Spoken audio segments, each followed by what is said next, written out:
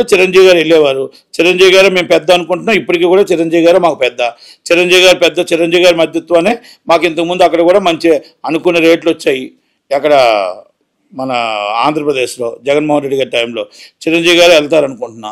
కానీ ఇక్కడ ఏంటంటే ఓన్లీ జస్ట్ ఆయన గద్దర్ అవార్డ్స్ కోసం కానీ ఇంకోటి కానీ ట్రోల్ చేసిన కానీ కొన్ని గ్యాప్లు జరిగాయి కాబట్టి ఆ గ్యాప్ను ఫుల్ఫిల్ చేయడం కోసం వెళ్ళి ఉంటారని అనుకుంటున్నా.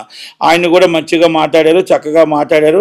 ఆయన కూడా మీకు ఏం కావాలో ప్రపంచంలో చిత్రపటంలో మన తెలుగు ఇండస్ట్రీ నిలబెట్టారు.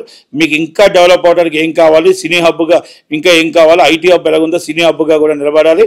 మీకు ఏ సహకారం అందుకోవాలన్నా కూడా మీరు అందుకోవచ్చు. సంజయ్ ఘటన ఇలాంటివన్నీ కూడా పునరాఘాతం కాకుండా జాగ్రత్తగా లాండ్ ఆర్డర్ కానీ ఇవన్నీ కూడా మీరు ముందుగా జాగ్రత్తగా చూసుకోండి.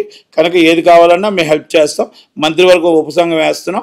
మీరు ఏది కావాలన్నా మీరు కూడా దాంట్లో మెంబర్స్గా కొంతమంది పెట్టి మీకు ఏం కావాలో ఇండస్ట్రీకి బట్టి విక్రమార్క గారిని కొంతమంది మంత్రులను వేస్తున్నాం. వాళ్ళ ప్రకారం మీరు అడిగి మీరు ఏం కావాలన్నా ఇండస్ట్రీకి చేసుకొని మేము సహాయ సహకారాలు మాకు పూర్తిగా అందిస్తాం. కాంగ్రెస్ పార్టీ రేవంత్ సర్కార్ అందిస్తామని చెప్పి గవర్నమెంట్ కూడా చెప్పిన తర్వాత కొంతమంది బయటకు వచ్చి ఏదో మాట్లాడుకుంటూ అయ్యో ఇంత మంచి మనిషినా మనం ఇలాగా అసలు ఒక మాట కూడా ఆయన అంతమంది ట్రోల్ చేస్తుంటే మన ఇండస్ట్రీ నుంచి ఖండించలేకపోయామే, మాట్లాడలేకపోయామే, అసలు ఇది కరెక్ట్ కాదేమో, మనం ఇల్లు మనకే చిన్న చూపు అయిపోయామే, ఆయన అంత మంచి మనిషి అంత పక్కగా మనల్ని తీసుకెళ్ళి ఆదరించి మనకి ఏం కావాలంటే చేస్తానన్న వ్యక్తికి మనం ఇలా జరిగింది ఏంటి నాకు ఫీల్ అయిన మాట కొంతమంది వాస్తవమే. అది కొంతమంది ఫీల్ అయ్యారు, అనీజీగా ఫీల్ అయ్యారు. అంటే వాళ్ళు ఏదో అనుకున్నారు కానీ ఆయన అంత మంచి మనస్తత్వం చూసి గవర్నమెంట్ మనస్తత్వం మంచి చూసి వాళ్ళు చాలా ఫీల్ అయ్యారని మాత్రం కొంచెం అనుకున్నాం.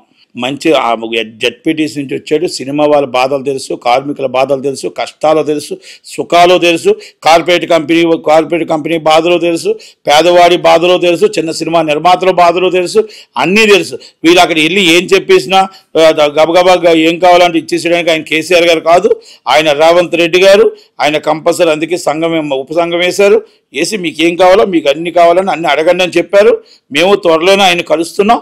కలిసి ఆల్రెడీ 29, 30 ఆయన టైం తీసుకొని అందరం కూడా ఎగ్జిబిటర్స్, ఊరూరు నుంచి ఎగ్జిబిటర్స్, డిస్ట్రిబ్యూటర్స్, ప్రొడ్యూసర్స్ అందరం కూడా చిన్న సినిమా ప్రొడ్యూసర్స్ అందరం కలిసి మేము చిరంజీవి గారిని కూడా కలిసి మా బాధను వినిపించి మేము ఏదైతే 2.5 షో అడిగామో, మేము పేదవాడు మల్టీప్లెక్స్లో సినిమా చూడాలంటే మేము 100 రూపాయలకు టికెట్ పెట్టాలి, 20% ఆక్యుపేషన్ అడుగుతున్నాము.